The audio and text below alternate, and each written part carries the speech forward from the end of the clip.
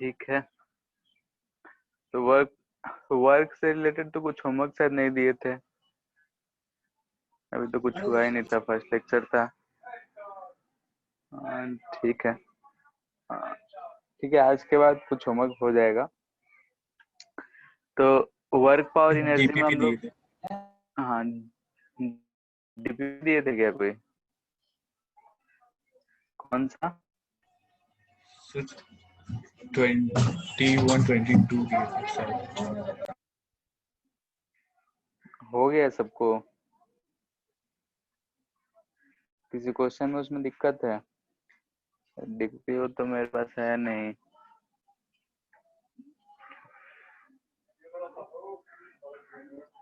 ठीक है, तो डीपी 21 और 22 में किसी को अगर कोई दिक्कत है तो उसको कल डिस्कस कर लेंगे, ठीक है, क्योंकि मेरे पास है नहीं अभी। वेब देखना पड़ेगा। तुम लोग ग्रुप, इसी ग्रुप में आता है क्या तुम लोग का DPP? Sir sir assignment assignment, वाला रवि, ग्रुप पे। सर असाइनमेंट लिख। यस असाइनमेंट वाला भी कोई अलग ग्रुप है? तो शायद यस उसमें भी सर। हम ज्वाइन नहीं है। आओ, ठीक है, सर से बात करके हम ले लेंगे। सर फॉरवर्ड कर दूं क्या आपको?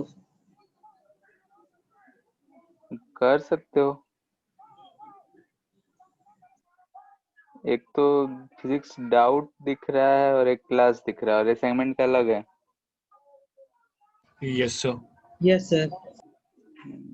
ठीक है,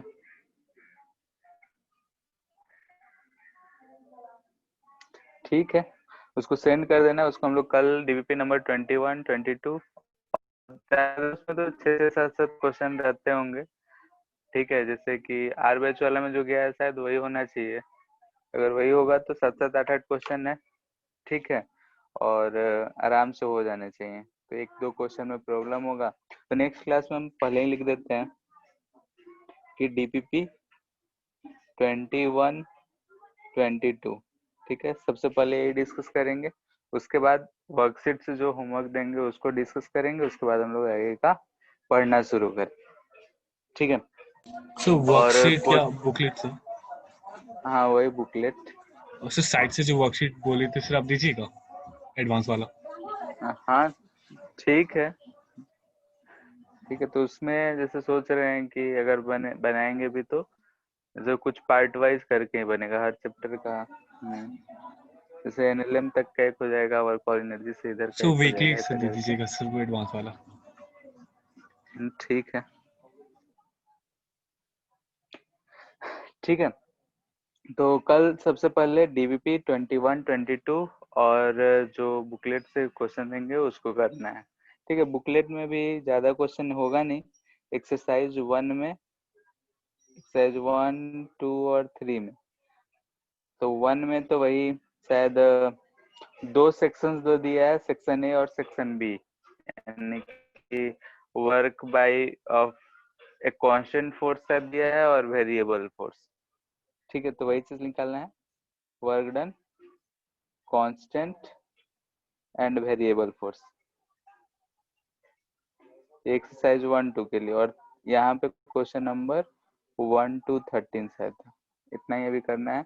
और एक्सरसाइज 1, 2 के लिए work done by constant and variable forces section दे रखा है ऐसा बनाकर, तो ये दोनों को करना है। ठीक है, आज आगे शुरू करते हैं। लास्ट क्लास जो कुछ भी पढ़े थे हम लोग, उसमें किसी को भी कोई दिक्कत, किसी भी बात नहीं समझ में आया हो?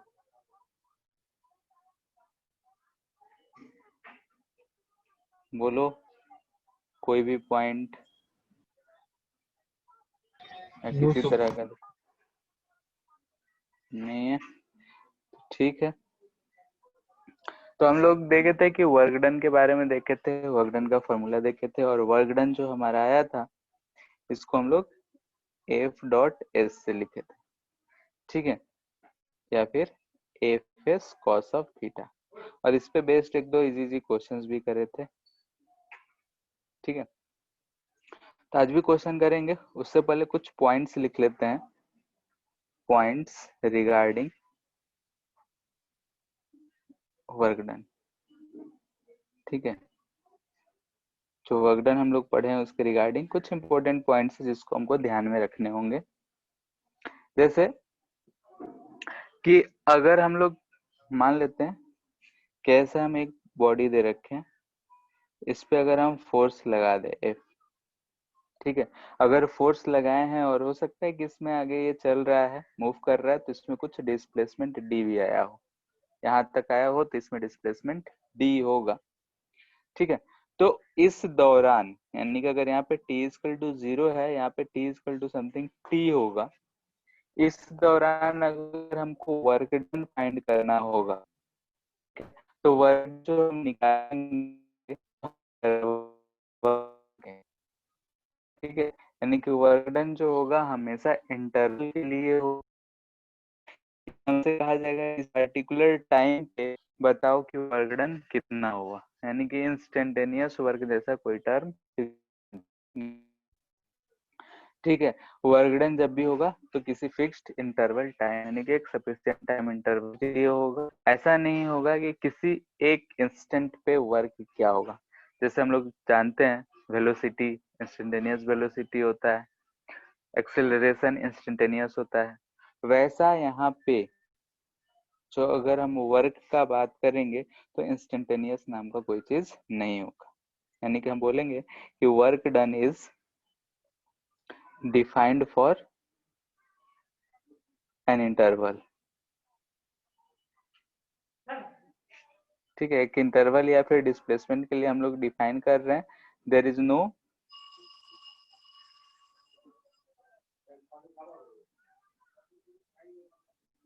Term as instantaneous. ठीक है, अगर कोई कहेगा कि इंस्टेंटेनियस वर्क, तो इंस्टेंटेनियस वर्क जैसा कोई टर्म नहीं होता है, तो ऐसा हमको देखने को कभी नहीं मिलेगा। सेकेंड पॉइंट,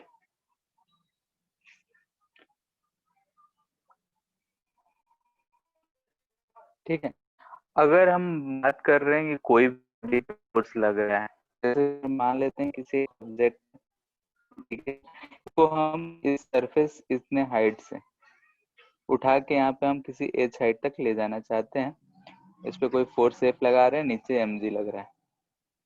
ठीक है, तो हम इस ऑब्जेक्ट को कैसे भी ले जाएं, यानी कि हम इसको किसी एक्सेलरेशन से ले जाएं, किसी कांस्टेंट वेलोसिटी भी कांस्टेंट हो उससे ले जाएं, या फिर बहुत स्लोली ले जाएं, हम कैसे ले जा रहे हैं, मोशन कैसा है, उससे इस इंडिविजुअल फोर्स जो भी इस पे एक्ट कर रहा है उससे वर्क का कोई लेना देना नहीं होगा।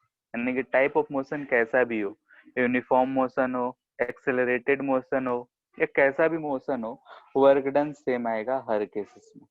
या तो हम स्लोली स्लोली एच हाइट तक ले जाएं तब भी mgh work done by mg, अगर हम एक्सेलरेट करके ले जाएं, बहुत तेजी से ले जाएं, तब भी उतना ही आएगा। ठीक है, यानी कि कैसा भी मोशन रहे उससे वर्क डन का लेना देना नहीं होता है किसी भी फोर्स के कारण। हम बोल सकते हैं work done due to independent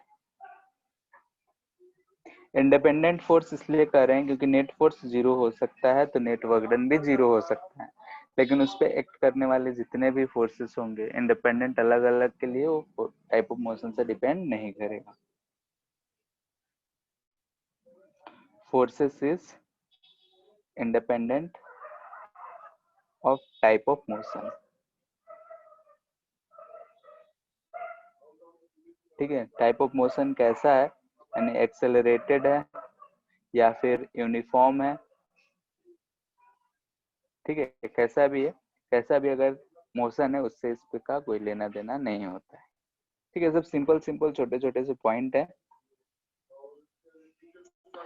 theoretical type के क्वेश्चन में ये सब हमको सहायता देंगे कि अगर किसी तरह का मोशन हो किसी भी तरीके का, ठीक है, अगर हम किसी पार्टिकुलर फोर्स के कारण वर्क का बात कर रहे हैं, इंडिपेंडेंट फोर्स के कारण वर्क का बात कर रहे हैं, तो उसके टाइप ऑफ मोशन पे डिपेंड नहीं करेगा। ठीक है, साथ साथ हम इसको एक जगह से दूसरे जगह ले जा रहे हैं इस फोर्स से, कितने समय में ले जा रहे हैं इस पे भी ये डिपेंड नहीं करता है। हम उसको 5 मिनट में ले जाएं, 10 मिनट में ले जाएं, फोर्स है डिस्प्लेसमेंट है उतना ही से मतलब है। अगर हम किसी को 10 केजी का है, अगर उसको 10 मीटर हाइट पे ले जा रहे हैं तो वर्क डन बाय ग्रेविटी लिखेंगे mgh। अब उसको हम 1 सेकंड में ले जाएं, 10 मिनट में ले जाएं, 50 मिनट में ले जाएं, दिन भर में ले जाएं, कोई फर्क नहीं पड़ता है। यानी कि फॉर अ पार्टिकुलर डिस्प्लेसमेंट किसी फोर्स के कारण वर्क होता है वो टाइम पे डिपेंड नहीं होता है।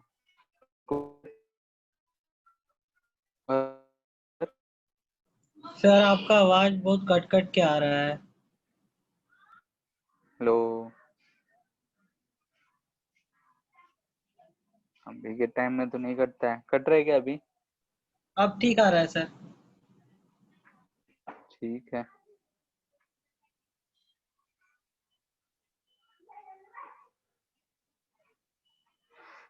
ठीक है, फॉर किसी भी एक पार्टिकुलर डिस्प्लेसमेंट के लिए work done by force is independent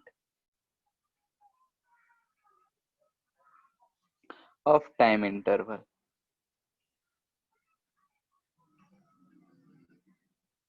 ठीक है, कितना टाइम इंटरवल, कितने देर में हम उसको एक जगह से दूसरी जगह ले जा रहे हैं, उस पे ये डिपेंड नहीं करता है। ठीक है।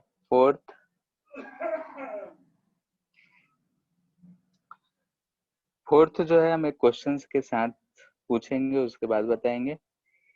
जैसे कि ये हमारा लिफ्ट है, ठीक है, यहाँ कोई एक ऑब्जेक्ट एम रखा हुआ है, एक आदमी यहाँ पे खड़ा है जिसको हम बोल दे रहे हैं ऑब्जर्वर 1, एक आदमी यहाँ पे गमछा बिछा के बैठा हुआ है, इसको बोल रहे हैं ऑब्जर्वर 2।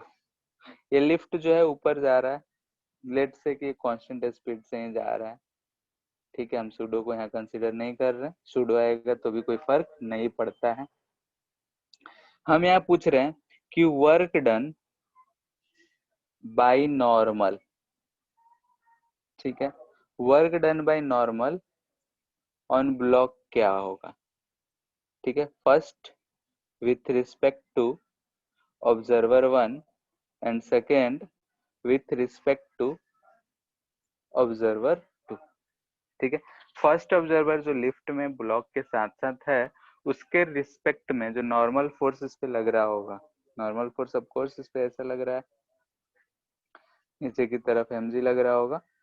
तो इस नॉर्मल फोर्स के कारण जो वर्क डन है ऑब्जर्वर 1 और ऑब्जर्वर 2 के रिस्पेक्ट में क्या आएगा, सेम आएगा, अलग अलग आएगा, जीरो आएगा, कुछ नहीं आएगा, क्या आएगा वही हम अलग अलग आना चाहिए। सर फर्स्ट में 0 आएगा। फर्स्ट में जीरो। 0 ठीक है, आएगा। जैसे अलग अलग आएगा, फर्स्ट में जीरो आएगा। वर्क डन बाय ऑब्जर्वर 1 अगर हम बात कर रहे हैं तो वो इसके लिए होगा जीरो। क्यों? क्योंकि सर देखो ध्यान से, डिस्प्लेसमेंट। हाँ, डिस्प्लेसमेंट जो है इसके रिस्पेक्ट में क्या है, जीरो है। डिस्प्लेसमेंट इसके रिस्पेक्ट में जीरो है, इसलिए वर्क डन जीरो आ रहा है। और इसके लिए देखेंगे तो है अभी यहाँ पे, हो सकता है कुछ देर में ब्लॉक कितना ऊपर हाइट चला जाए, क्योंकि लिफ्ट के साथ साथ वो डिस्प्लेस भी कर रहा है। तो इसके केस में अगर हम लिखेंगे तो ये नॉन जीरो होगा, क्योंकि यहाँ पे डिस्प्लेसमेंट जो है, displacement with respect to observer 2 not zero है। ठीक है, तो यहाँ से हमको क्या समझ में आ रहा है, फोर्थ पॉइंट, कि जो वर्क डन है, ठीक है, वर्क डन, इस पे फोर्स लग रहा है और डिस्प्लेसमेंट, ठीक है, फोर्स है और डिस्प्लेसमेंट है। फोर्स जो होता है फ्रेम इंडिपेंडेंट होता है। किस फ्रेम से देख रहे हैं उससे फोर्स का कोई लेना देना नहीं है। यहाँ पे अगर 10 न्यूटन फोर्स कहीं पे लगा रहे होंगे तो चांद पे जाके देखेंगे तब भी फोर्स 10 न्यूटन उसी डायरेक्शन में लग रहा होगा, क्योंकि वेक्टर को हम स्पेस में मूव करा सकते हैं। लेकिन डिस्प्लेसमेंट अलग अलग फ्रेम में हम लोग जानते हैं कि मोशन जो होता है रिलेटिव टर्म है, तो ये ऑब्जर्वर पे डिपेंडेंट होता है, यानी कि ये हम बोल सकते हैं फ्रेम डिपेंडेंट। तो इसलिए हम बोल सकते हैं ये वर्क डन जो होगा ये क्या होगा, फ्रेम डिपेंडेंट। ठीक है, वर्क डन जो होगा फ्रेम डिपेंडेंट होगा। अगर हम काइनेटिक एनर्जी का बात करें, ठीक है, चेंज इन काइनेटिक एनर्जी लिख रहे हैं तो काइनेटिक एनर्जी भी वही हुआ, अगर एक को जीरो ले ले तो फाइनली काइनेटिक एनर्जी ही है। तो इसको भी हम लोग अगर कहेंगे तो ये भी क्या होगा, फ्रेम डिपेंडेंट ही होगा, क्योंकि आगे पढ़ेंगे लेकिन थोड़ा बहुत पहले से हम लोग जानते हैं कि work done by all forces equal to change in kinetic energy. Work energy theorem नाम का एक टॉपिक था, तो उससे हम जानते हैं कि work done by all forces जो होता है वो चेंज इन काइनेटिक एनर्जी होता है। तो वर्क डन अगर फ्रेम डिपेंडेंट है तो काइनेटिक एनर्जी भी फ्रेम डिपेंडेंट होगा। ठीक है, तो इस बात को ध्यान रखना है। अलग अलग फ्रेम में अगर हम देख रहे हैं तो वर्क डन सेम फोर्स से देख रहे हैं, फोर्स सेम है, लेकिन अलग अलग फ्रेम में अगर हम देख रहे हैं तो वर्क डन अलग अलग आ रहा है, यानी कि वर्क डन जो होगा वो फ्रेम डिपेंडेंट होगा। काइनेटिक एनर्जी जो हम आगे पढ़ेंगे भी फ्रेम डिपेंडेंट होगा।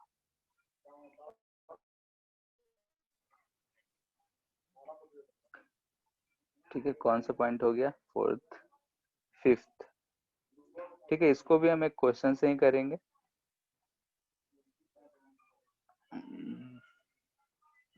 सर फर्स्ट सेकंड और थर्ड पॉइंट एक और बार समझा दीजिएगा ना। क्या हुआ, फर्स्ट सेकंड और थर्ड पॉइंट एक और बार समझा दीजिएगा ना। क्या हुआ, नहीं सुने थे क्या? सर आवाज कट के आ रहा था सेकंड वाला और थर्ड वाला में। ठीक है, वो रिपीट कर दे रहे हैं।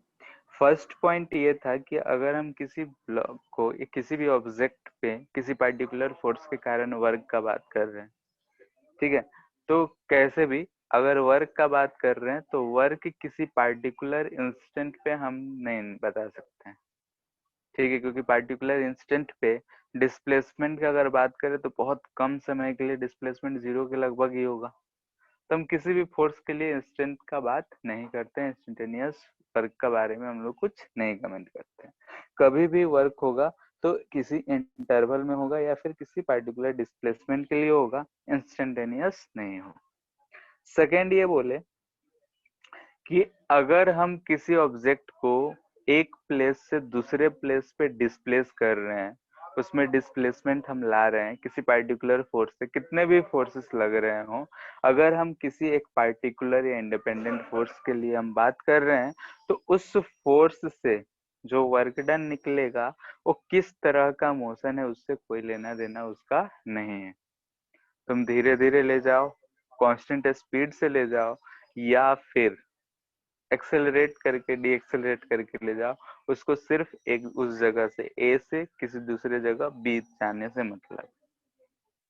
ठीक है, यानी कि कैसे ले जा रहे हैं, कैसा मोशन है उससे डिपेंडेंट नहीं है।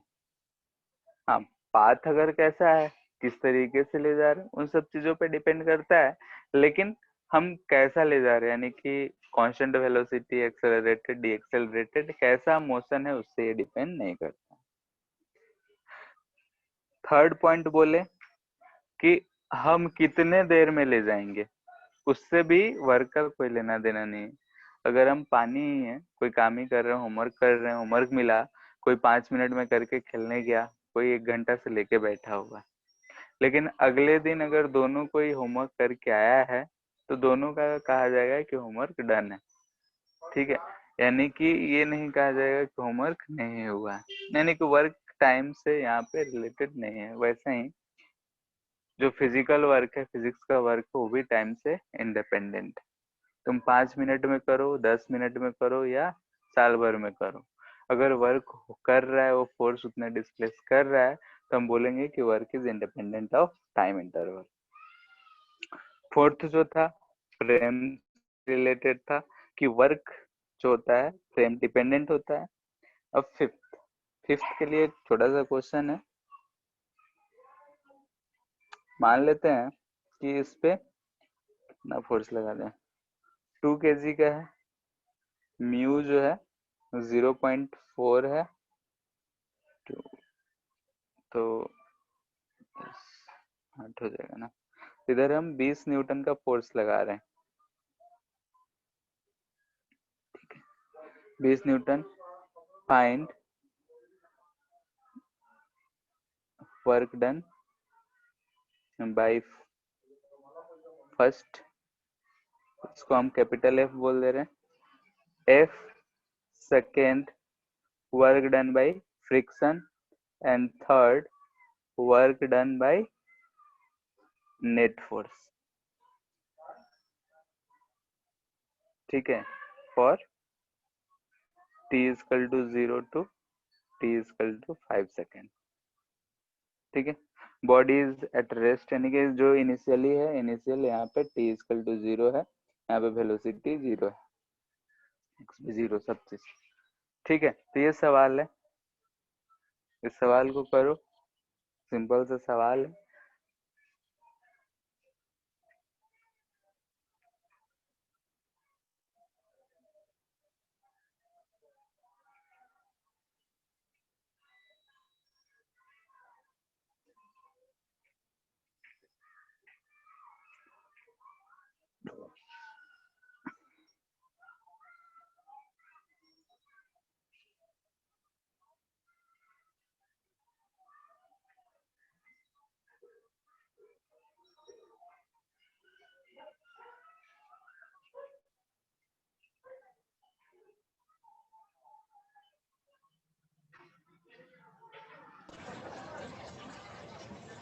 सर हाँ, सर जो क्वेश्चन नंबर 1 है सर, उसमें सर डिस्प्लेसमेंट के लिए सर कोई रेफरेंस नहीं दिया हुआ।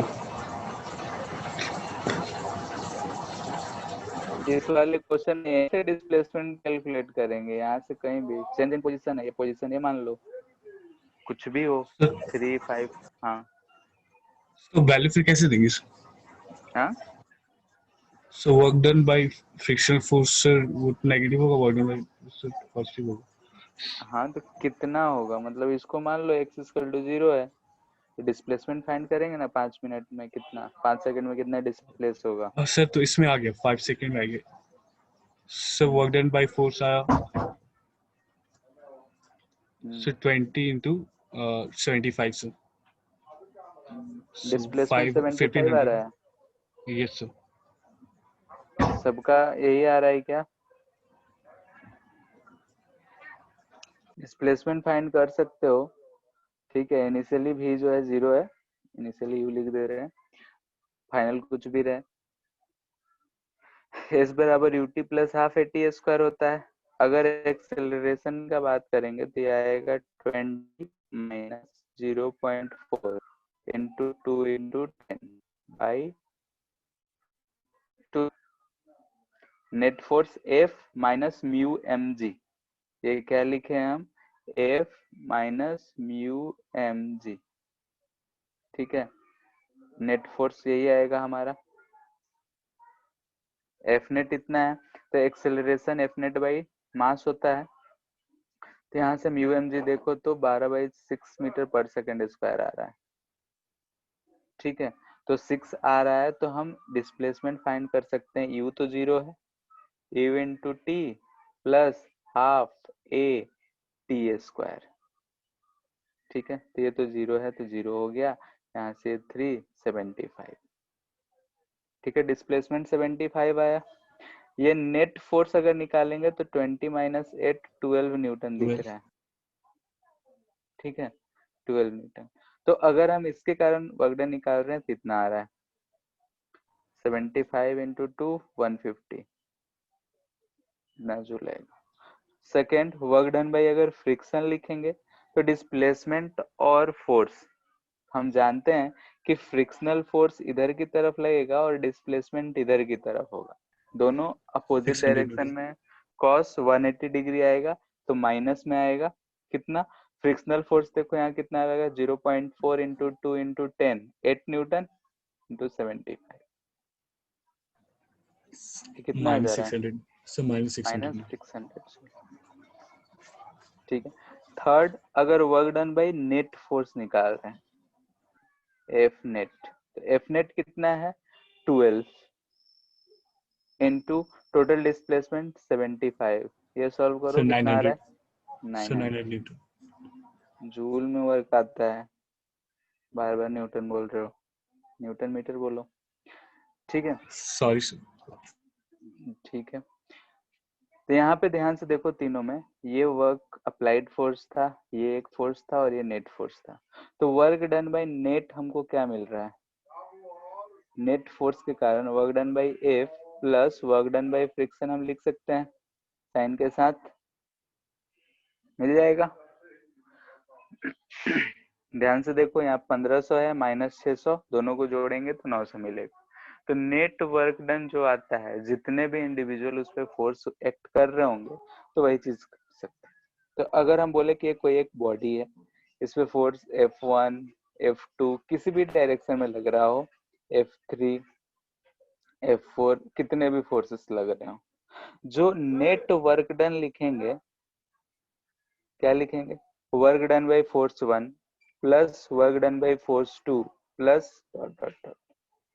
ठीक है, ध्यान रहे कि हम इसमें जो वर्क लिखेंगे पुट विथ साइन।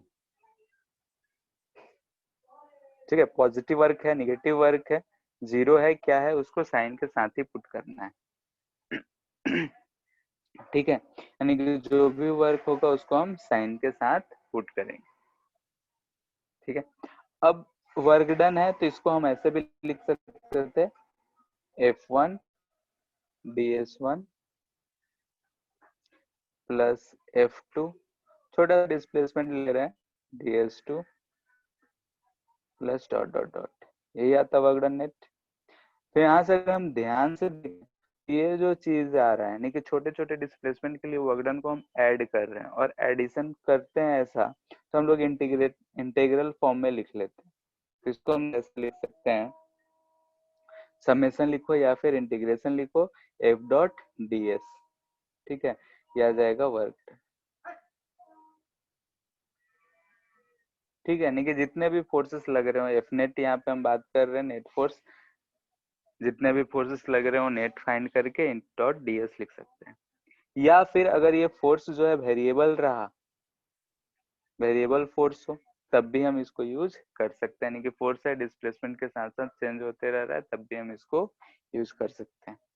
तो इस चीज को ध्यान रखना है कि अगर वर्क डन किसी पार्टिकुलर फोर्स के लिए निकाल रहे हैं तो work done W1 W2 W3 ऐसा है, लेकिन अगर हम जितने भी फोर्सेस उस पे एक्ट कर रहे हैं तो हम सबके कारण वर्क निकाल के अगर साइन के साथ जोड़ देंगे, तब का वर्क किसी इंडिविजुअल नेट फोर्स निकाल के हम वर्क फाइंड करेंगे, तब वर्क दोनों बराबर ही आएगा। तो हम ऐसे अलग अलग फोर्सेस का भी वर्क, इंडिपेंडेंट वर्क निकाल सकते हैं या फिर कंबाइंड टोटल वर्क निकाल सकते हैं।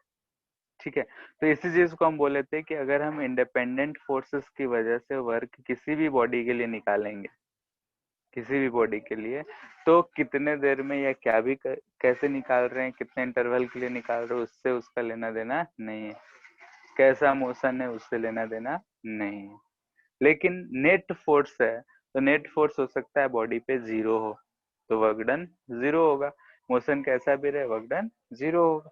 एक्सेलरेटेड रहेगा तो ऑफ कोर्स उस पे नेट फोर्स जीरो नहीं होना चाहिए। ठीक है, तो इसी चीज को बात को समझना है कि वर्क जो है अलग अलग फोर्सेस के लिए लिख रहे हैं तो अलग अलग आ रहा है, पॉजिटिव माइनस सब कुछ आ रहा है, लेकिन नेट के लिए जैसा भी बॉडी पे नेट फोर्स होगा उसके अनुसार आएगा। नेट फोर्स डिस्प्लेसमेंट के अलोंग आएगा तो पॉजिटिव, नेट फोर्स डिस्प्लेसमेंट के अपोजिट डायरेक्शन रहेगा तो निगेटिव। ठीक है, हो सकता है कि किसी इंडिविजुअल फोर्स का वर्क पॉजिटिव हो, किसी फोर्स का वर्क निगेटिव हो, लेकिन ओवरऑल पॉजिटिव भी हो सकता है, निगेटिव भी हो सकता है। जैसा कि ऊपर वाले केस में देखें कि एक के लिए पॉजिटिव है, एक के लिए निगेटिव है, लेकिन नेट पॉजिटिव आ रहा है, नहीं जो भी ज्यादा रहेगा वैसा रहेगा। इन सब छोटे छोटे बातें, इन सबको ध्यान रखना है।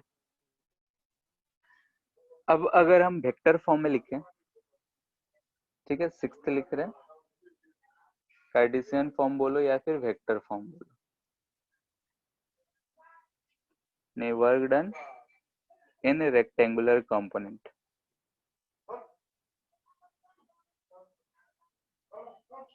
अगर रेक्टेंगुलर कंपोनेंट करने का मतलब X Y Z component X Y Z के फॉर्म में रहे, तो लेट से कि फोर्स किसी बॉडी पे एक्ट कर रहा है, एफ एक्स ऐसे कर लिख, एफ एक्स आई कैप प्लस एफ वाई जे कैप प्लस एफ जेड के कैप। मान लेते हैं कि बॉडी को हम किसी पोजीशन R1 से ले जा रहे हैं, x1 I cap plus x2 J cap plus x3 y2 y1 करना z1 के कैप से R2 ले जा रहे हैं। तो ऐसे क्वेश्चन हम लोग लास्ट क्लास से किए थे, वही चीज लिख रहे हैं, y2 जे कैप प्लस z2 के कैप। ठीक है, यहाँ से हम यहाँ ले जा रहे हैं, तो हम R वेक्टर लिखेंगे इसमें, तो डायरेक्टली क्या लिखेंगे, R2 vector minus R1 vector. ठीक है, और वर्क डन जब लिखना होगा तो वर्क डन लिख लेंगे F डॉट R। ठीक है, ये चीज लिख देंगे डायरेक्टली अगर दो पोजीशंस दिए हुए हैं तब। बट ठीक है, इफ फोर्स जो दे रखा है फंक्शन ऑफ R, ठीक है, लेट्स से वेरिएबल है, ठीक है, ये तो ऊपर है दो पॉइंट, जैसे कल क्लास हम लोग ऐसे किए थे, 2 पॉइंट्स दे दिए थे, x1 x2 ऐसा था, तो हम लोग R वेक्टर निकाल के डॉट प्रोडक्ट निकाल लिए थे। लेकिन अगर हमारा फोर्स जो है R के साथ वेरिएबल होगा, लेट से कि F जो है वैसा ही है Fx plus Fy plus Fz के कैप, और ये वेरिएबल है, क्या है, वेरिएबल यानी कि पाथ पे डिपेंड कर रहा होगा, तो वर्क डन अगर हम लिखेंगे इसमें तो क्या लिखेंगे, F डॉट डी आर। अब यहाँ पे x दिख रहा है, y दिख रहा है, z दिख रहा है, तो हम यहाँ dr कैसे करेंगे, तो यहाँ पे हम लोग क्या यूज करेंगे, यार dr वेक्टर जो लेंगे और कुछ नहीं बल्कि dx i cap plus dy j cap plus dz k cap. ठीक है, यानी कि x y z किस यहाँ पे जब हम इंटीग्रल लिखेंगे तो ध्यान से देखो, आई आई वाले के साथ, जे वाई वाई जे जे के साथ और के साथ, तो हमको क्या मिलेगा, f x d x plus integral f y d y plus integral f z d z. ठीक है, अगर हम वेरिएबल हो तो इस तरीके से हम लोग उसको सॉल्व करेंगे, x वाले कंपोनेंट को dx के साथ, y वाले कंपोनेंट को dy के साथ और z वाले कंपोनेंट को dz के साथ। अगर हम लिमिट पुट करेंगे तो इसमें भी किसी अगर पॉइंट x1 से x2 जा रहे हैं तो वही लिमिट, यहाँ पे y वाला लिमिट रखेंगे और यहाँ पे z वाला लिमिट रखेंगे। ठीक है,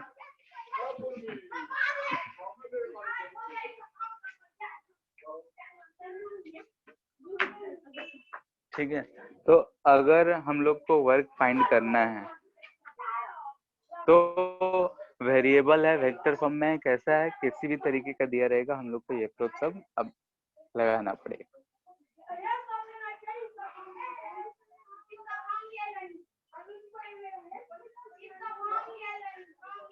ठीक है, अब इसी पे बेस्ड हम लोग, ये सारे पॉइंट्स थे रिलेटेड हमारे, अब इन सब को यूटिलाइज करते हुए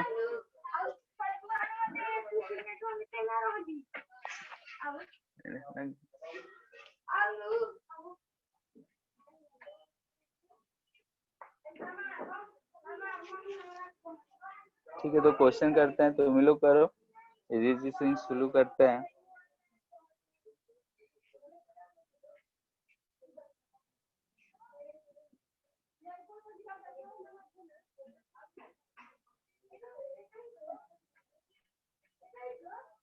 ये थीटा है, यहाँ पे एक ऑब्जेक्ट रखा हुआ है, ये म्यू है, मास m है, यहाँ से l लेंथ तक स्लाइड करके आ रहा है, फाइंड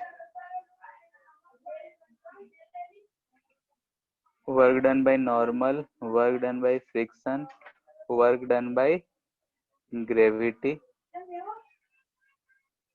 ठीक है, for length l।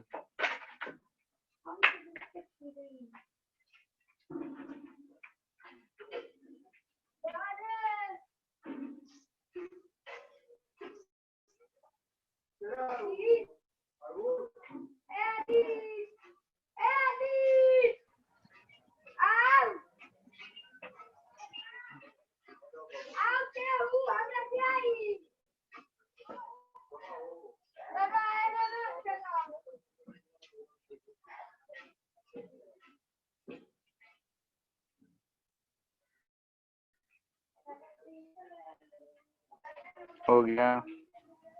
Yes sir. So L है ना? हाँ एल लेंथ है। हाँ सर आ गया। पहला कितना है? 0। क्यों? सर ये परपेंडिकुलर डायरेक्शन, ठीक है। डिस्प्लेसमेंट। नॉर्मल कभी भी लगेगा तो ऐसा लगेगा, नॉर्मल ऊपर की तरफ, डिस्प्लेसमेंट दोनों में परपेंडिकुलर है इसलिए 0। Work done by friction, sir friction तो इधर माइनस लगेगा नीचे आ एम रहा जी है तो कॉस थीटा में। Mu M g cos theta into l. L distance के लिए आ रहा है।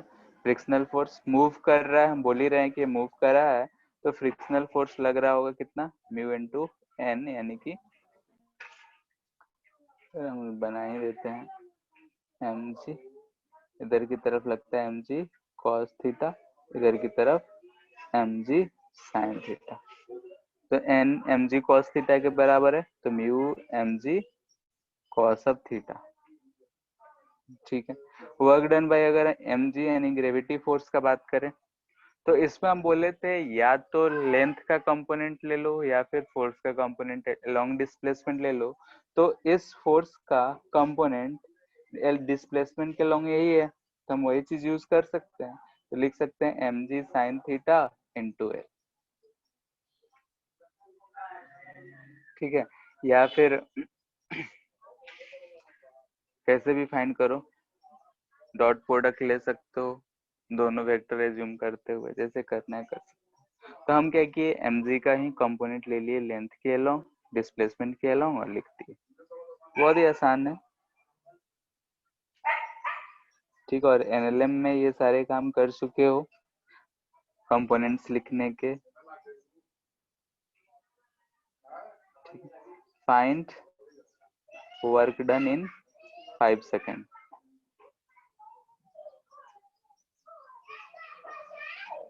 ऐसा ऑब्जेक्ट है, 5 kg है, इधर की तरफ फोर्स लग रहा है 50 न्यूटन, ये एंगल है 37 डिग्री, और म्यू इक्वल टू 0.4।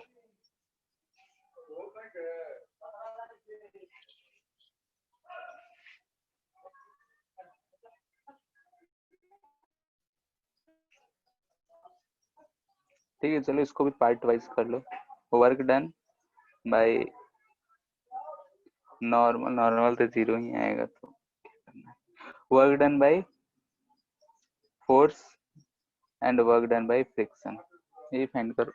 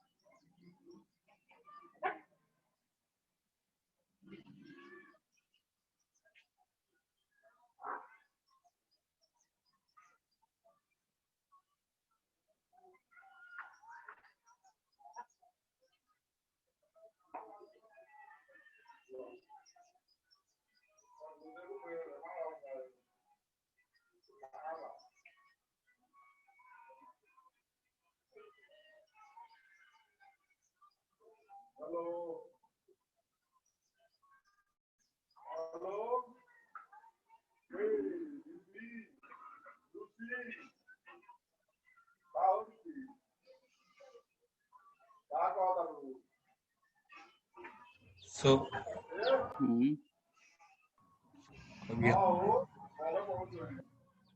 कितना आ रहा है? सो फ्रिक्शन का आंसर -640 न्यूटन जूल सर, और फोर्स का आंसर 3200 जूल। डिस्प्लेसमेंट आ गया? यस सर, डिस्प्लेसमेंट आया 80 मीटर। ठीक है। देखो यहाँ ध्यान से कि अगर हम इसका फ्री बॉडी डायग्राम बनाएंगे तो ऑब्जेक्ट का दिख रहा है कि इधर की तरफ 50 था, इधर कंपोनेंट लेंगे तो 50 cos 37, cos 37 जो होता है 4/5 यानी कि 40 न्यूटन, और इधर 30 न्यूटन 50 के कंपोनेंट से। ठीक है, ये क्या दिख रहा है हमको 50 cos 37, और ये क्या है 50 sin 37।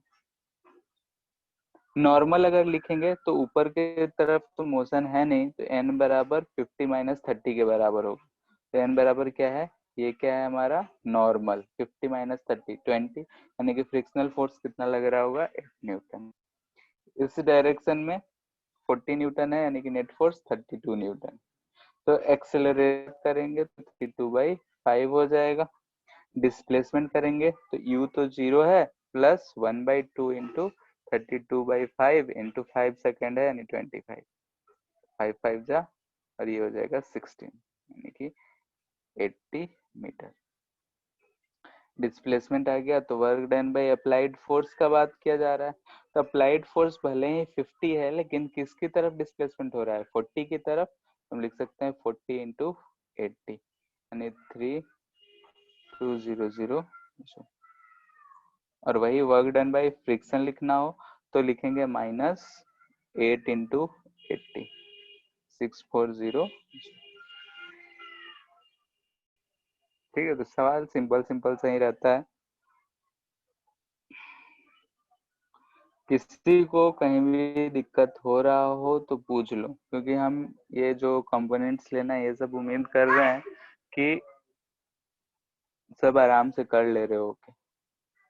ठीक है, फ्रिक्शन फाइंड करना, ये सारी चीजें इजी इजी सवाल है, इसमें ज्यादा कुछ है नहीं। बस जो पहले तुम पढ़े हो उससे एक स्टेप, यानी कि आधा काम तो वही है, लास्ट में बस सिर्फ फोर्स और डिस्प्लेसमेंट का मल्टीपल करना ही तो नया सीख रहे हैं। बाकी जो काम है वो तो पहले ही से करते आ रहे हैं। और फिजिक्स का यही खास बात कि अगर तुम अच्छे से करते जाओ तो तुमको दोबारा रिवीजन ज्यादा करने का जरूरत नहीं पड़ेगा, लेकिन अगर छोड़ दोगे तो फिर मुश्किल हो जाता है। इसलिए अगर करते जाओगे तो दोबारा रिवीजन का जरूरत नहीं पड़ेगा, क्योंकि जो तुम पहले पढ़े हो वो आगे यूटिलाइज होते जाता है। वैसे ही क्वेश्चन फिर दे रहे हैं। ठीक है, 5 kg है, गलती नहीं करना है। इस पे फोर्स लग रहा है F equal to 2x plus 4। ठीक है, डिस्प्लेसमेंट के साथ साथ चेंज हो रहा है, ये x इक्वल टू 0 पे है इनिशियली। फाइंड वर्क डन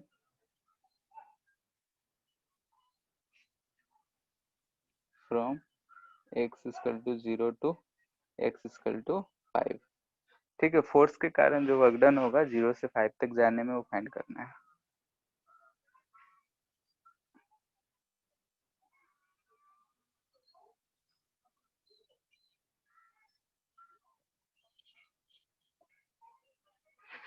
यहाँ पे वेरिएबल फोर्स है, अरे एक्स में ही जा रहा है, सिर्फ वन डायमेंशन का ही है।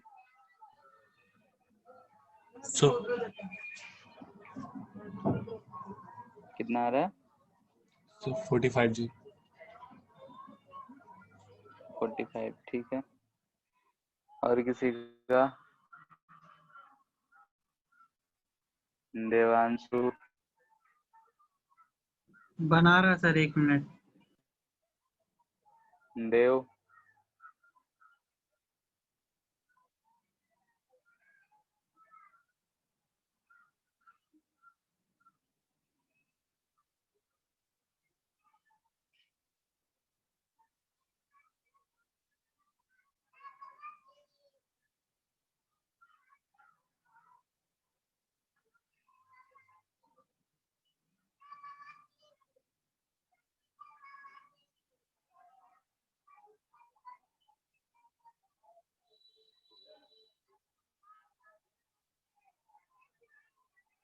सिर्फ x में ही है तो इसलिए एफ एक्स डी एक्स लिख रहे हैं, वाई डी वाई ये सब चीजें हम नहीं लिख रहे हैं।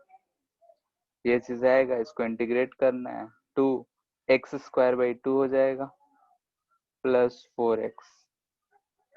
ठीक है, लिमिट पुट कर देना है 0 से 5, 2 से 2 गया तो ध्यान से देखो तो कितना आ रहा है 25 माइनस 0 प्लस 20 माइनस 0 यानी कि 45 जूल।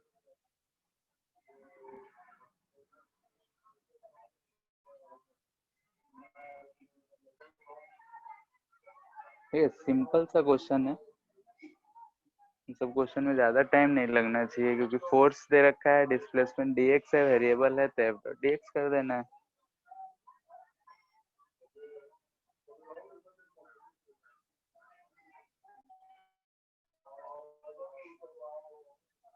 इसको सॉल्व करो।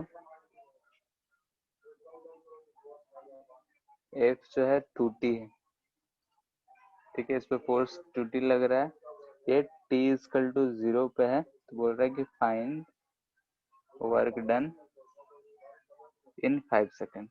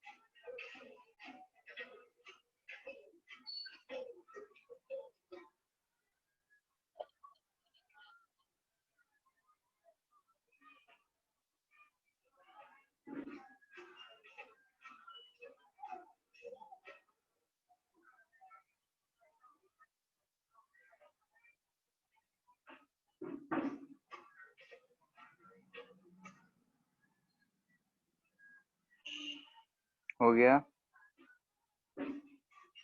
सर एक इस सेकंड वाले सर। इस क्वेश्चन में थोड़ा सा बस सोचना है, दिमाग लगाना है, नया कुछ नहीं सोचना है, पुराना ही है जो पढ़े हो।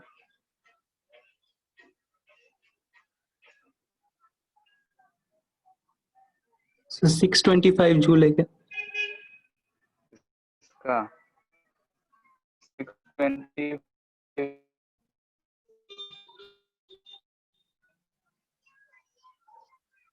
इसका आंसर 625/4 है।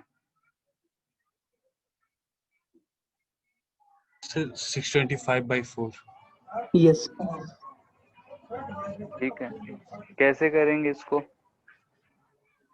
सर इससे पहले इसको फॉर्म में लिखेंगे sir, f work is equal to integration of f into d x. उसके बाद सर डी एक्स को हम लोग sir d x by d t into d t करेंगे और उसका वैल्यू आ जाएगा वी में, और वी का सर यहाँ पे इंटीग्रेट करके इसका वी का फॉर्म निकाल के और मल्टीप्लाई कर देंगे, फिर इसको सर टी से इंटीग्रेट कर देंगे डी। ठीक है, ठीक है, dx को t के फॉर्म में लाना है, यानी कि हमारा जो वर्क डन होता है ये इंटीग्रल f dx होगा। ठीक है, सेमी डायरेक्शन है इसलिए डॉट हम नहीं लिख रहे हैं। Integral 2t into d x. अब यहाँ पे हमको दिख रहा है ये वेरिएबल है t और ये है x, तो दोनों में से किसी एक को हमको एलिमिनेट करना पड़ेगा। तो हम कैसे एलिमिनेट करेंगे? हियर हमको क्या दिख रहा है कि एफ नेट जो है वो कितना है, 2t है। एफ नेट किसके बराबर होता है, मास इनटू एक्सेलरेशन यानी 2 इंटू ए। तो यहाँ से ए इक्वल टू हमको दिख रहा है कि टी है। ठीक है, ए क्या होता है, तो डीवी बाई डी टी होता है, इसको हम टी लिख लिए। यहाँ से डीवी इक्वल टू क्या मिल रहा है, टी डी टी।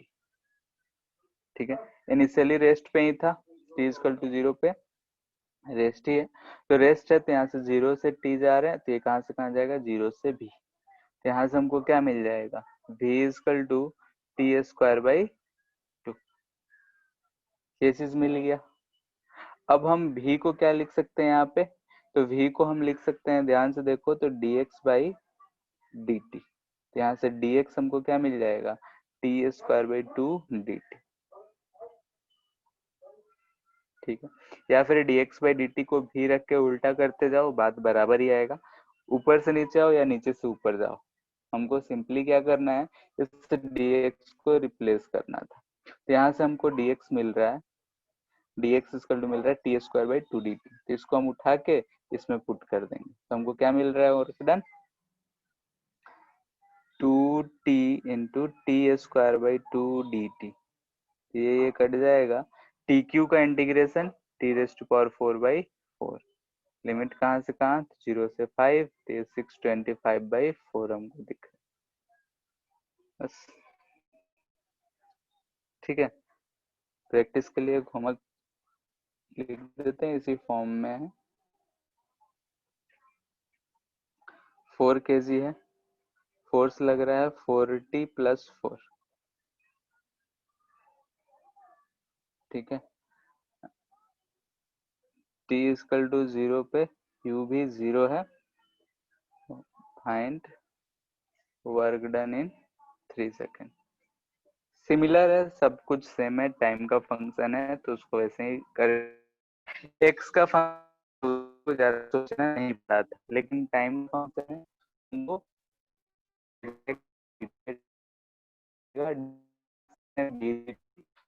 इसको यूज कर लिए।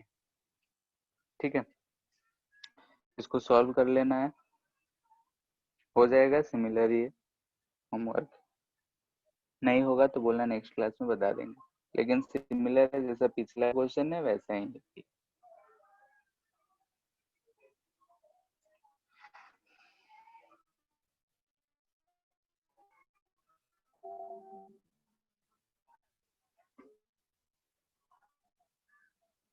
ठीक है,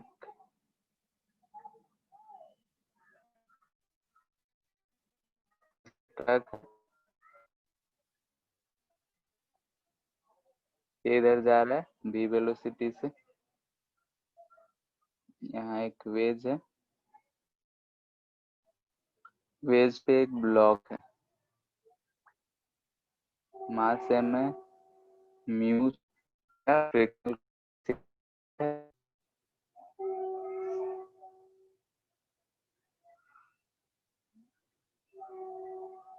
बोल रहा है कि block is at rest with respect to wedge. Find out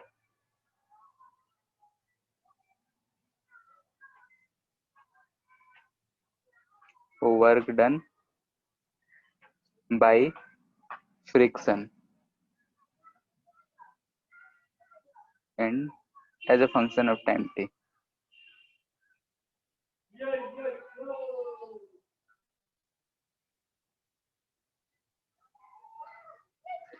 ठीक है, एक ब्लॉक है, वेज पे, वेज जो है ये फिक्स्ड है। ठीक है, वेज फिक्स्ड है, वेज मूव नहीं कर रहा है, उस पे ब्लॉक जो है, ब्लॉक भी वेज के रिस्पेक्ट में रेस्ट में है, तो वर्क डन बाय फ्रिक्शन क्या होगा, v वेलोसिटी।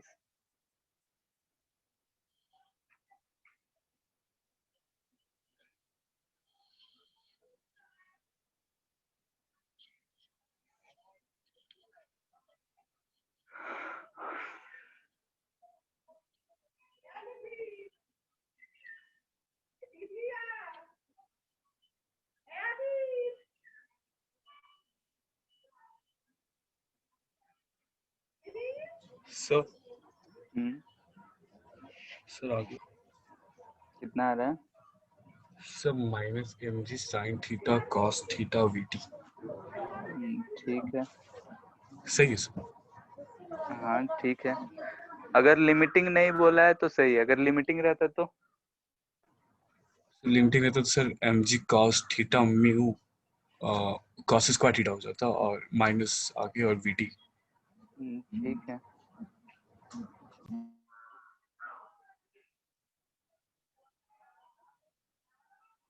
और किसी का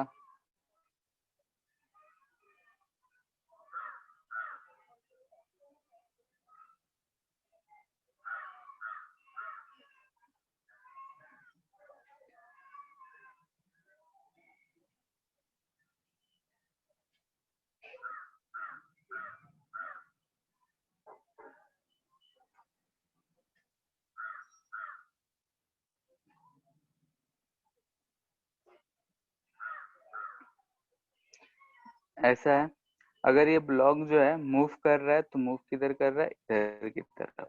टी टाइम में, अगर कोई टी टाइम में कितना डिस्टेंस मूव करा होगा तो v इंटू टी।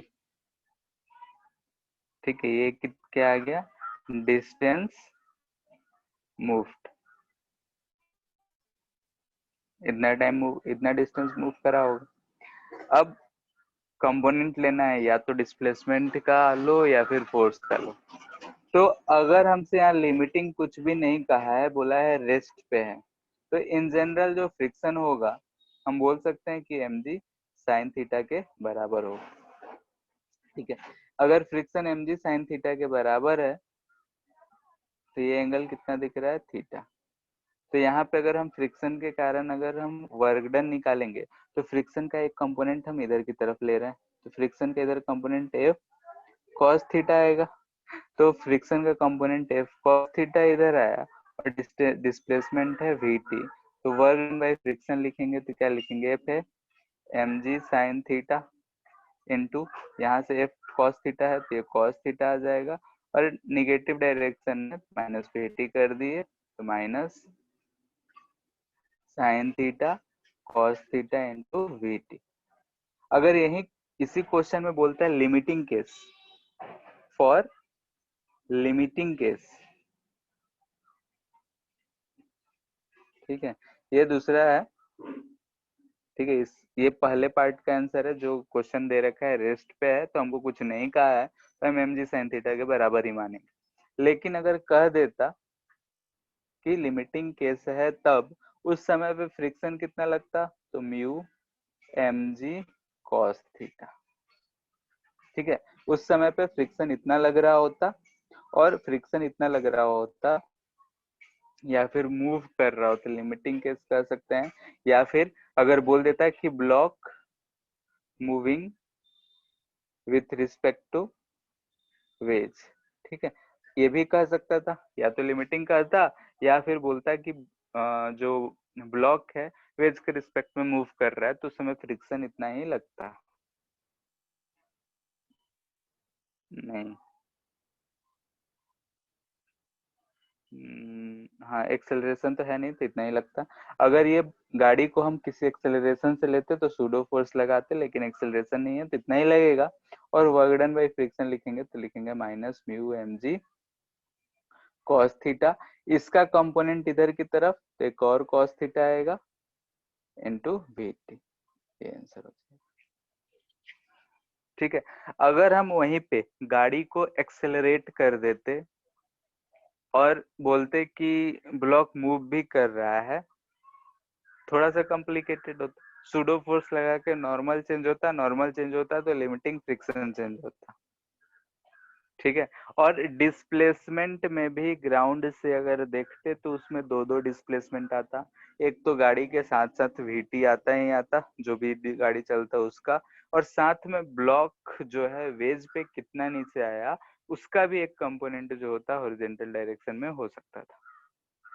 ठीक है, तो उसके अनुसार इसी क्वेश्चन को अगर हम एक्सेलरेट कर देते, ब्लॉक को मूव करा देते तो थोड़ा बहुत कॉम्प्लिकेशंस आ जाता। ठीक है,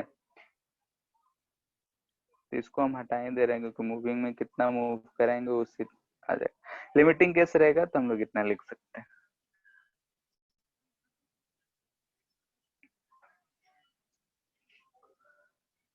सिमिलर क्वेश्चन, अगर इस क्वेश्चन को समझ गए हो तो ये क्वेश्चन आसानी से हो जाएगा, प्रैक्टिस के लिए है बस। सरफेस म्यू है, एक ब्लॉक एम रखा हुआ है, ये लिफ्ट है, ऊपर जा रहा है v कांस्टेंट से।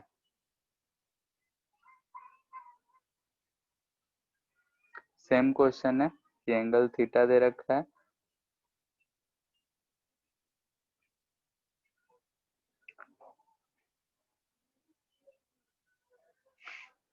at rest with respect to wedge, work done by friction।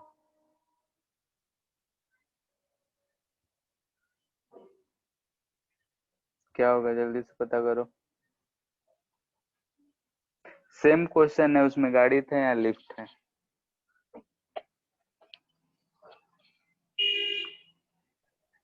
Sir minus M ji sine theta sine theta dt minus M minus G, sine square हाँ बोलो, theta two V T minus M G into sine sine square square theta into V T. Into V T, यही बोले थे। Yes sir. ठीक है, ठीक है, यही आएगा माइनस एम जी साइन स्क्वायर थीटा। कम फ्री बॉडी डायग्राम बनाओगे, काम अपने आप आसान हो जाएगा। ठीक है, फ्रिक्शन एम जी साइन थीटा इधर लग रहा है, फ्रिक्शनल इधर लग रहा है, दोनों आपस में बराबर है, वीटी जो है इधर की तरफ आएगा। ठीक है, कुछ नहीं बोला है तो हम ग्राउंड के रिस्पेक्ट में ही बात करेंगे हमेशा। तो वीटी है तो वीटी का अगर ये एंगल थीटा है तो ये एंगल थीटा, तो एफ का कंपोनेंट वीटी के अलोंग देखोगे तो वीटी एफ साइन थीटा आ रहा है। कर सकते हो, हम आगे इसके नहीं बता रहे हैं, थोड़ा बहुत अपना भी दिमाग लगाओ। फिर भी बाकी लोग अगर नहीं समझ में आ रहा है तो बोलना है। सबको हो गया? Yes sir. बोलो।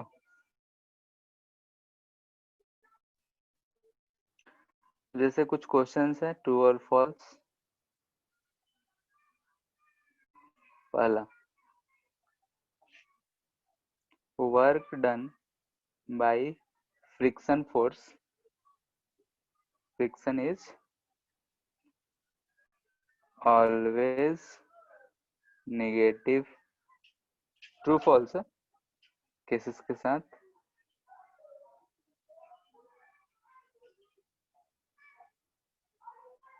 बोलो क्या होगा? सर फर्स्ट में फॉल्स होगा, सर सेकंड में भी फॉल्स।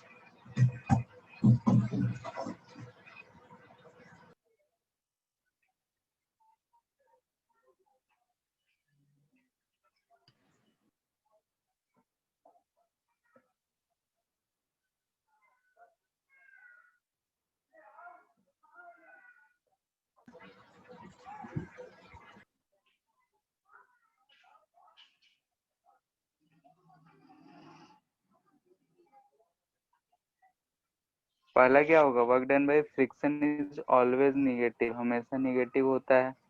फॉल्स। अभी तक तो जो भी देखे नेगेटिव ही आ रहा था, यस सर। तो फॉल्स है तो पॉजिटिव कहाँ आता है? सर हम लोग जब वॉक करते थे तो हम लोग friction in the direction of motion लगता था, हम लोग केस में तो पॉजिटिव वन। हम लोग जब वॉक करते हैं तब तो वर्क डन बाय फ्रिक्शन 0 था, यस सर। तो फिर सर अगर दूसरा फेज देख रहे जहाँ से हम लोग पीछे और दिख रहे जाते हुए, मतलब फ्रेम ऑफ रेफरेंस चेंज कर दें, ठीक है, मे भी हो सकता है। या फिर सिंपल सा केस लो, सर ब्लॉक के एक ऊपर ब्लॉक भी ब्लॉक रख के। यस ब्लॉक रख दिए, ठीक है। यस अगर सर। हम इसको इधर फोर्स लगा रहे हैं और ऊपर वाला ब्लॉक भी आगे आया है, ठीक है, तो ये इधर जा रहा है तो नीचे वाले पे फ्रिक्शन इधर लग रहा होगा, इस पे फ्रिक्शन इधर लग रहा होगा, नहीं जिधर डिस्प्लेसमेंट उधर ही फ्रिक्शन। तो इस केस में क्या आएगा? ऊपर वाले पे फ्रिक्शनल, पॉजिटिव। इस पे वर्क पॉजिटिव आएगा और इस पे वर्क नेगेटिव आएगा,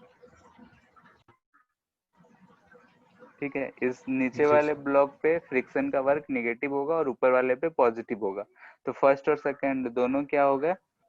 फॉल्स। फॉल्स, ठीक है, इधर लिख रहे हैं हम, ये भी फॉल्स, ये भी false.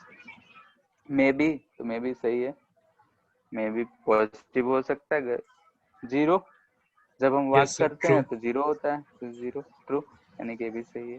May be positive, negative या जीरो कुछ भी हो सकता है, ठीक है। तो इस चीज को ध्यान में रखना है कि वर्क डन बाय फ्रिक्शन 0 हो सकता है, स्टैटिक जब भी लग रहा होगा, बॉडी में मोशन नहीं होगा तो उस समय 0 हो सकता है। और हमेशा कभी भी फिजिक्स में ऑलवेज अगर दिख जाए, कभी भी ऑलवेज या मस्ट, ठीक है, तो उस पर डाउट करना है। 99% केसेस में वैसे स्टेटमेंट गलत ही होता है, बहुत कम मौके पे ही होता है कि सही होता है। तो कभी भी एलवेज मोस्ट ये सब अगर फिजिक्स में दिखे तो समझना डाउट ही है, ठीक है। कभी भी, यहाँ तक कि हमेशा चीज जो सुने होगे वहां पे भी डाउट करना है। जैसे एग्जांपल देते हैं, न्यूक्लियर फोर्स के बारे में सुने होगे, एटॉमिक स्ट्रक्चर में बताया जाता है कि न्यूक्लियस है, न्यूक्लियस के अंदर में एक न्यूक्लियर फोर्स, हाँ, और हर जगह यही बोला जाता है अट्रैक्टिव इन नेचर होता है, अट्रैक्टिव इन नेचर होता है, ठीक है। और फिजिक्स में भी पढ़ोगे, पूरा 12th पढ़ के पास हो जाओगे, यही कहा जाएगा कि अट्रैक्टिव इन नेचर होता है।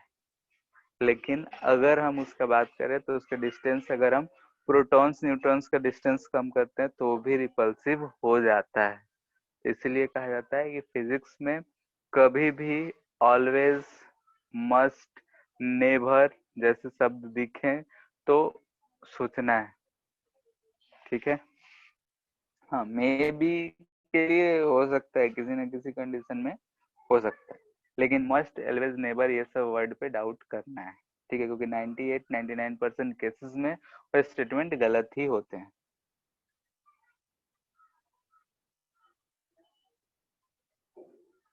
ठीक है, क्वेश्चन और करते हैं। फोर्स जो दे रखा है, दिया है एक्स स्क्वायर आई कैप प्लस वाई स्क्वायर जे कैप प्लस 2k कैप, ठीक है। डिस्प्लेस अ बॉडी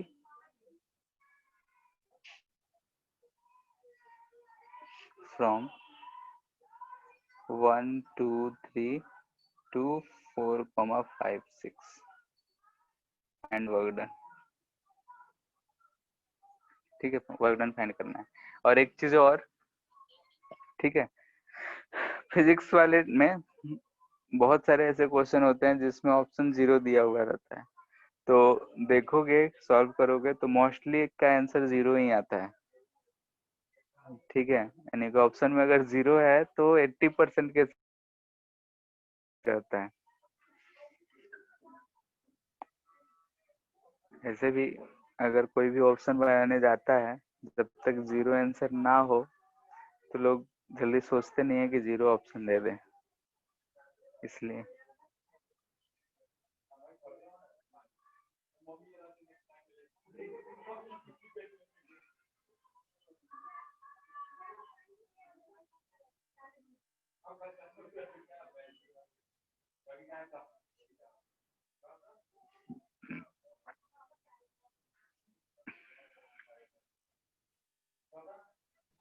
सर जो ऑप्शन में नन ऑफ दिस दिया हुआ रहता है वो कभी सही रहता है? उस तो बहुत कम ही सही रहता है, ठीक है। मान लेते हैं कोई ऑप्शन बनाने गया, अपने एक्सपीरियंस ही बता रहे हैं, अब लास्ट वाला ऑप्शन नहीं लगता कि क्या रखें तो लिख देते हैं none of this, data insufficient, कुछ भी।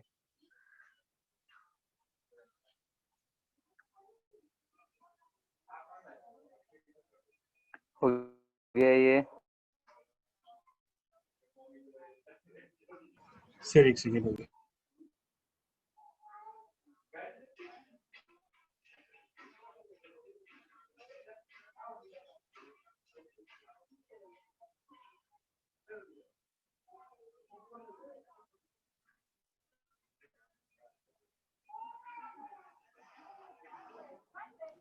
सर 66 जूल है क्या सर? हाँ, तो 66 जूल है। ठीक है, हाँ ठीक है। जैसे अगर डॉट प्रोडक्ट करेंगे तो आई वाला आई के साथ आ जाएगा, जे वाला जे के साथ और के वाला के साथ, तो ये ऐसा हो जाएगा। तो integration x square d x 1 से 4 integration y square d y 2 से 5 प्लस इंटीग्रेशन 2 डी जेड 3 से 6, ये हो जाएगा। अब आराम से लोग इसका इंटीग्रेशन कर सकते हैं। यहाँ एक्स क्यू बाई 3 आएगा, यानी कि 64 माइनस 63/3 प्लस यहाँ वाई क्यूब बाई 3 आएगा, यानी कि 125 माइनस 8 117/3 प्लस 2 6 माइनस 3 3 6, इसको सॉल्व करके जो भी आ जाए। सर 66 आया है। ठीक है, तो ऐसे ऐसे सवाल रहेंगे। नेक्स्ट क्लास में हम लोग इससे रिलेटेड और भी आगे क्वेश्चंस करेंगे। फिर वेरिएबल में और भी चीजें लाएंगे, जैसे स्प्रिंग फोर्स हो गया, ये सब के कारण, और वेरिएबल वाला के कारण ही अभी कुछ और वैरायटी देखेंगे। और उसके बाद आगे ऐसे ही बढ़ते जाएंगे। स्प्रिंग वाला आएगा कि स्प्रिंग रहेगा, स्प्रिंग फोर्स होगा तो कैसे क्या होगा, वो भी वेरिएबल ही होता है। फोर्स के एक्स लगता है, ये पता है। तो नेक्स्ट क्लास में मोस्टली वेरिएबल वाला ही चलेगा कि work done by variable forces. ठीक है। Yes. So, हाँ, sir, nearest approach of alpha particle, sir, हम लोग को फिजिक्स में पढ़ना। Nearest approach of alpha particle, हम तो इलेक्ट्रोस्टेट में ही दो चार्ज का नियरेस्ट अप्रोच बता देते हैं, तो अल्फा पार्टिकल में हम नहीं बताते हैं। Yes, sir. ठीक है। जब 12th में इलेक्ट्रोस्टेट जब पढ़ते हैं तो वहीं पे दो चार्ज पार्टिकल का नियरेस्ट अप्रोच हम लोग पढ़ लेते हैं। तो अल्फा पार्टिकल भी एक चार्ज है, न्यूक्लियस भी एक चार्ज है, तो वहां पे हम नहीं बताते हैं, वहीं पे बस रेफर कर देते हैं कि वहां भी यही चीज होगा। ठीक है। Yes, sir. लेकिन अभी समझ में उतना नहीं आएगा, क्योंकि उसमें इलेक्ट्रोस्टैटिक पोटेंशियल का जरूरत पड़ता है, पोटेंशियल एनर्जी का। ठीक है, फिर आज इतना ही। होमवर्क दिए हैं, तो कल सबसे पहले डीबीपी 21, 22 किसी के पास होगा तो एक बार फॉरवर्ड कर देना, देख लेंगे कि वही चीज है या दूसरा है। ठीक है। Yes, yes, sir. ठीक है, फिर आज के लिए इतना ही। Thank you, try sir. करो। Thank you to.